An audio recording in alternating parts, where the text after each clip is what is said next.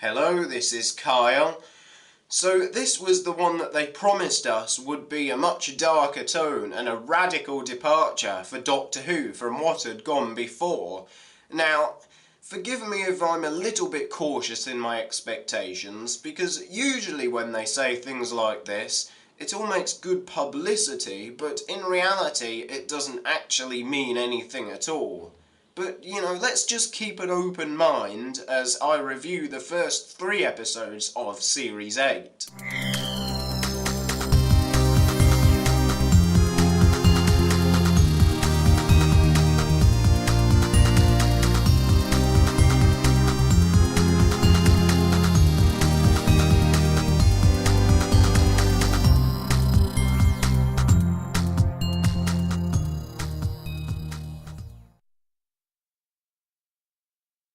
So the first story, Deep Breath, sees the newly regenerated Doctor land in Victorian London, where a dinosaur is rampaging through the Thames and a set of robots are replacing themselves with organic human parts.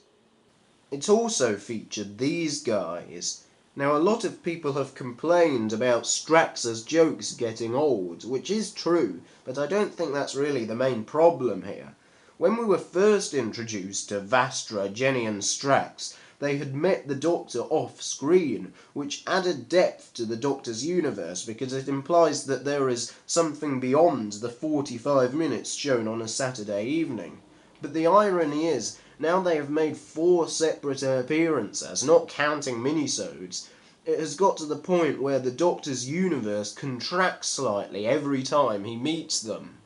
But does this episode actually work?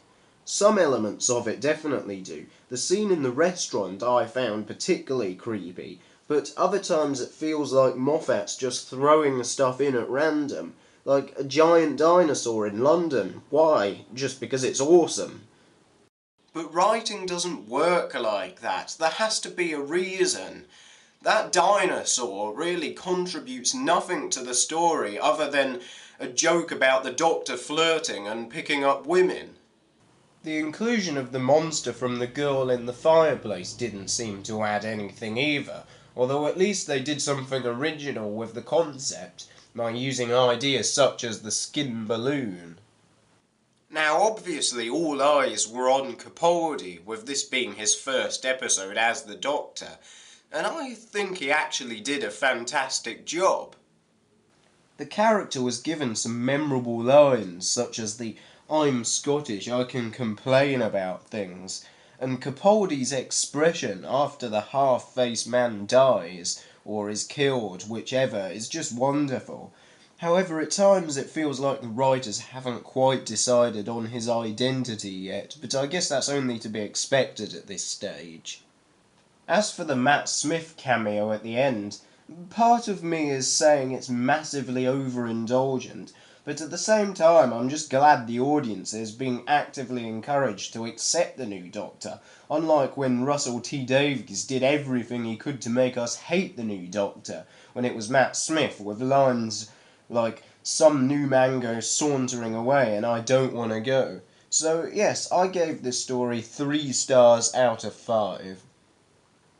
The second episode was Into the Dalek.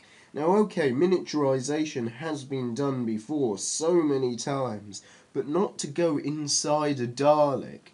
As a concept, that's original enough, and they managed to make an engaging story with it. My first thought when the Doctor mentioned a good Dalek was that morality is subjective, so there is no such thing as good. Well, all the Daleks are good from their perspective. But whatever, let's just go along with this, and I think they actually address that later on by the fact that it's the Doctor's hatred that ultimately drives the Dalek to kill all the other Daleks, and it has nothing to do with morality. The Doctor is actually really interesting and really alien in this episode, which I like. Just check out some of his lines, like the top layer if you want to say a few words, which shows that although someone has died, he is looking at the bigger picture. However, the Doctor's plan in this is really stupid.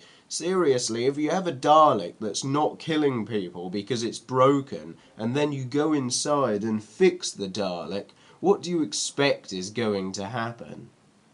Another problem is that a lot of moments and ideas, such as the "you are a good Dalek" line, feel like they've been copied straight out of the 2005 episode Dalek, where they were actually executed much better.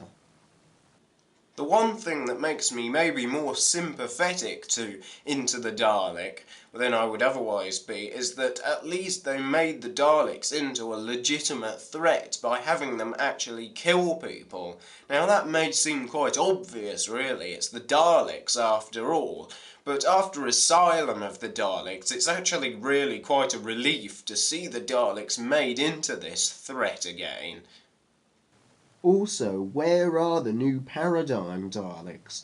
I know the writers kind of messed up, but you can't just forget that they existed. They were introduced and they're part of the canon now. Anyway, I gave this story 4 stars out of 5. So the dark and radical Series 8 continued, with the Doctor having a spoon fight with Robin Hood. Yeah, Robot of Sherwood is kind of hard to review because it's that episode that we've now become accustomed to, which is just not meant to be taken too seriously. The science is pretty dumb, of course, especially at the resolution, but whatever, just go along with it. I actually think the writing was quite intelligent in places, considering it's the fun, less serious episode.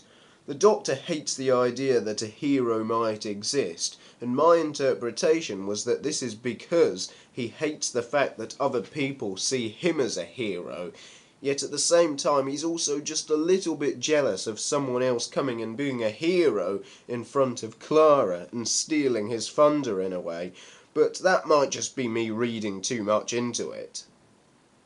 I feel like they're still struggling with the Doctor's character at this stage. The spoon fight is a bit questionable, but then later on in some of the scenes with Robin Hood in particular, the Doctor behaves incredibly immature to the point where it's just grating, and I can't take this character that's supposed to have lived for centuries seriously. But apart from that, there's not much to complain about, actually, I found. There's nothing particularly groundbreaking here, and it's never going to be the greatest story ever, but it has a message about how heroes inspire other people, which is perhaps more important than their own personal actions, which I'm happy to go along with, and I gave this story 3.5 stars out of 5. Okay, so thanks for watching as always. My next Doctor Who reviews will be for Listened, Time Heist and The Caretaker, so do keep a lookout for them. Also, now that the series has finished, I'm looking into the possibility of hosting a live Doctor Who discussion on air. There's nothing confirmed yet, but if anything goes ahead with that, you'll be able to find out about it through my Facebook page. I'll put up the links and things. Also, don't forget to check out my website, like and subscribe, and I'll see you next time.